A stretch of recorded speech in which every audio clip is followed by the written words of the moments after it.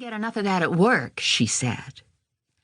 Ainsley has a job as a tester of defective electric toothbrushes for an electric toothbrush company. A temporary job. What she is waiting for is an opening in one of those little art galleries, even though they don't pay well. She wants to meet the artists. Last year, she told me, it was actors, but then she actually met some.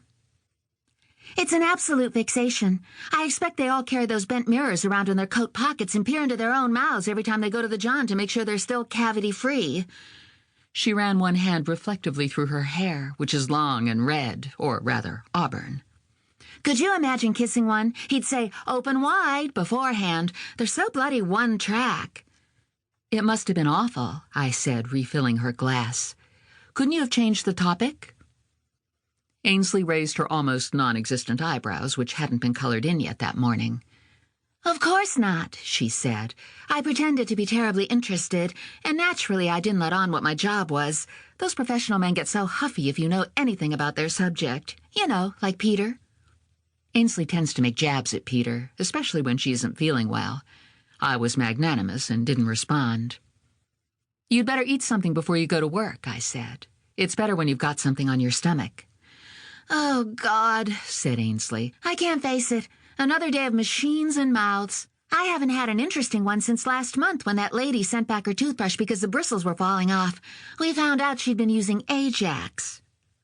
I got so caught up in being efficient for Ainsley's benefit while complimenting myself on my moral superiority to her that I didn't realize how late it was until she reminded me.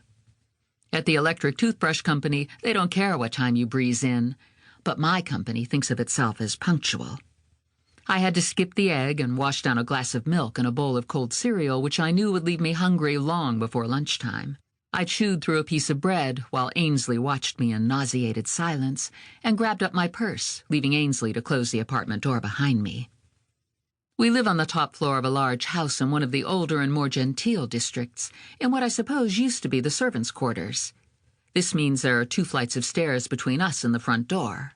The higher flight narrow and slippery, the lower one wide and carpeted, but with stair rods that come loose. In the high heels expected by the office, I have to go down sideways, clutching the banister.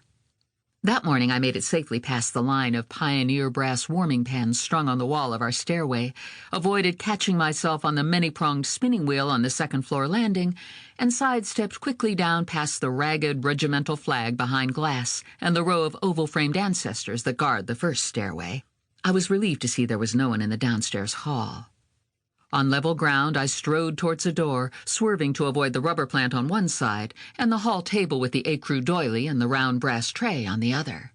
Behind the velvet curtain to the right, I could hear the child performing her morning penance at the piano. I thought I was safe. But before I reached the door, it swung silently inward upon its hinges, and I knew I was trapped. It was a lady down below. She was wearing a pair of spotless gardening gloves and carrying a trowel. I wondered who she'd been burying in the garden. "Good morning, Miss McAlpin," she said. "Good morning." I nodded and smiled. I can never remember her name, and neither can Ainsley.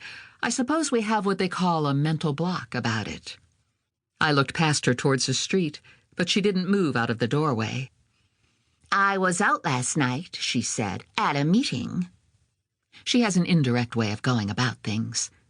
I shifted from one foot to the other and smiled again, hoping she would realize I was in a hurry. "The child tells me there was another fire."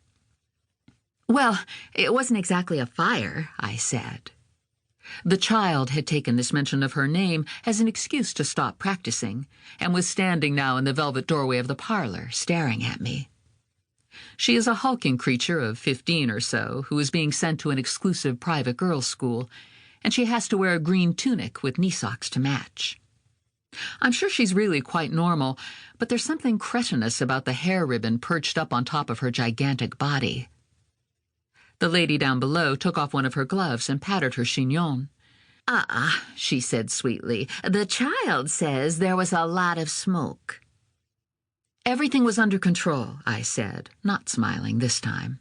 "It was just the pork chops." "Oh, I see," she said.